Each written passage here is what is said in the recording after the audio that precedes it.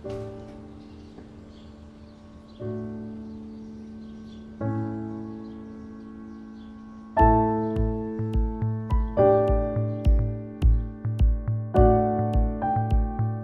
भाई कैसे हैं? सब कुशल मंगल।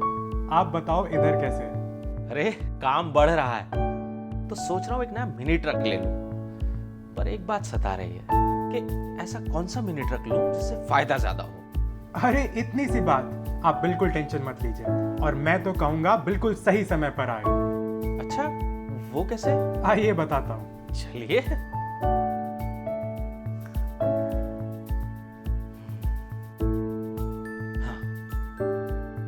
टाटा एस पिछले 15 वर्षों से कस्टमर की नंबर 1 चॉइस रहा है। BS1 से लेकर के BS4 तक टाटा एस अपनी खूबियों में स्थिर रहा है। अब अप्रैल 2020 से भारत सरकार ने देश भर में BS6 एमिशन मानकों को पूरी तरह लागू किया है और टाटा एस अपनी सारी खूबियों के साथ BS6 में भी उपलब्ध है।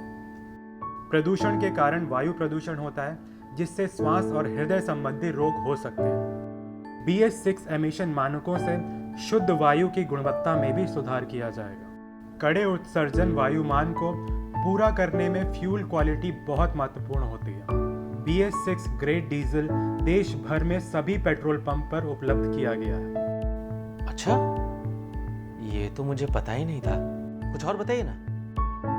BS6 एमिशन मानकों के अनुसार डीजल इंजन से नॉक्स उत्सर्जन को 68% और पार्टिकुलेट को 82% कम कर सकते हैं। इससे प्राप्त इंजन को BS6 टेक्नोलॉजी के अनुसार चलाना चाहिए और डीजल इंजन BS6 का होना चाहिए।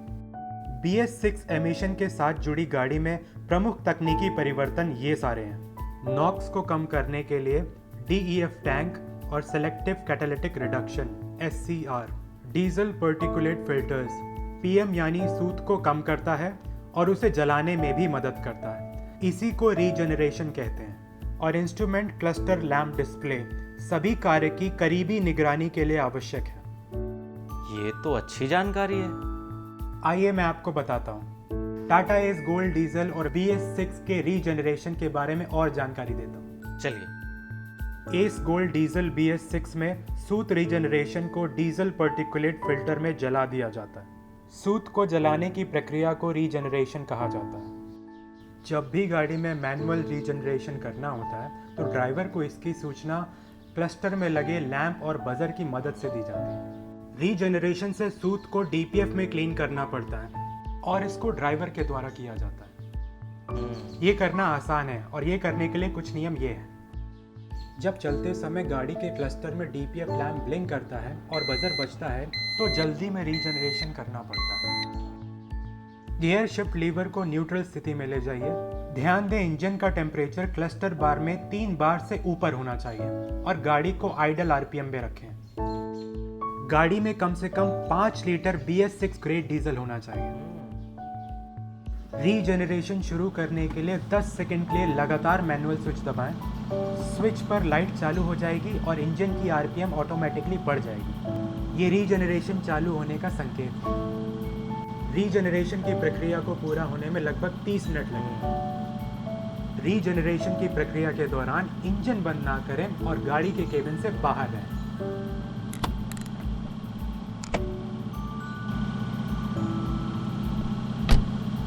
रीजनरेशन की प्रक्रिया के दौरान एक्सीलेटर, क्लच और ब्रेक को दबाया नहीं जाना चाहिए और अगर गलती से दब जाए तो रीजनरेशन की प्रक्रिया बाधित होती है और इसे फिर से दोबारा करना पड़ेगा। रीजनरेशन की प्रक्रिया पूरे होने पर क्लस्टर में लाइट जल जाएगी और गाड़ी का इंजन आइडल RPM पर आ जाएगा। कुछ विशिष्ट सिचुएशन में, जैसे कि जब रूट में बहुत ज़्यादा स्टॉप्स हों और गाड़ी धीमी चलती है, ओवरलोडिंग कंडीशन में हाई स्पीड चलाकर आप रीजनरेशन कर सकते हैं या क्लस्टर में DPF लैंप जला करके मैनुअल रीजनरेशन भी किया जा सकता है। ध्यान रखिए, रीजनरेशन प्रक्रिया के दौरान एग्जॉस्ट पाइप से सफ़ेद धुआं आ सकता है, जो कि सामान्य है। ज्वलनशील पदार्थों जैसे सूखी घास, बेकार कागज़ पर गाड़ी पार्क ना करें क्योंकि वो आसानी से जल सकते हैं। फ्यूल स्टेशन के आसपास के क्षेत्र में रीजनरेशन प्रोसेस को शुरू ना करें। ध्यान रखिए कि एग्जॉस्ट सिस्टम ब्लॉक नहीं है। रीजनरेशन को बंद जगह जैसे सुरंग या बंद कमरे में ना करें। ध्यान रखिए कि एग्जॉस्ट गैस को निकलने के लिए प्रॉपर वेंटिलेशन हो। आपको पता है टाटा मोटर्स को 24 घंटे टोल फ्री हेल्पलाइन नंबर से भी संपर्क किया जा सकता है, अच्छा, जिसका नंबर है 180020979979। अरे वाह, थैंक यू रोहन भाई, आपने मुझे इतनी सारी जानकारी दी, रीजनरेशन के बारे में भी बताया।